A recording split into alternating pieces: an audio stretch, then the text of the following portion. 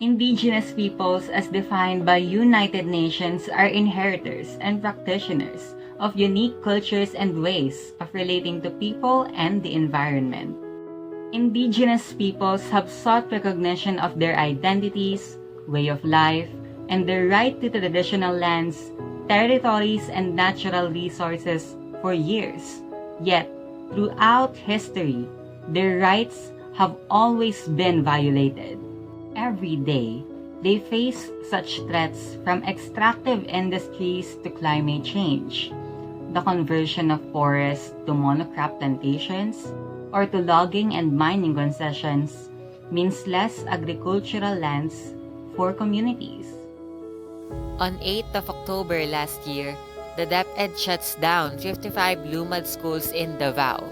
The Lumad schools had been the target of a military vilification campaign, saying these were being used as training centers for new People's Army rebels in the region. And the ongoing construction of China-funded Kaliwa Dam is feared to cause flooding, damage the environment, and displace communities, including the Dumagats who have lived beside the river for generations. To add up, it is located at the Sierra Madre.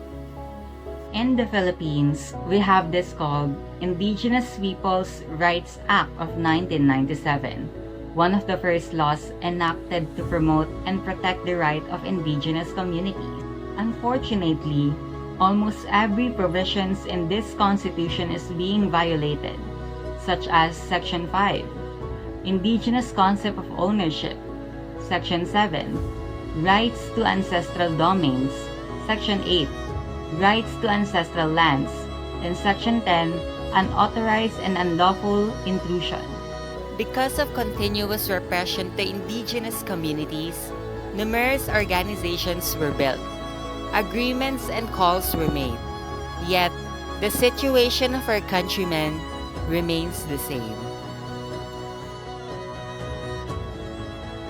The International Work Group for Indigenous Affairs reiterate and add to the following recommendations made by the Human Rights Council, stating that IPs should be allowed to establish and control their own educational system, as well as review or better cease activities that are affecting the environment and minority groups.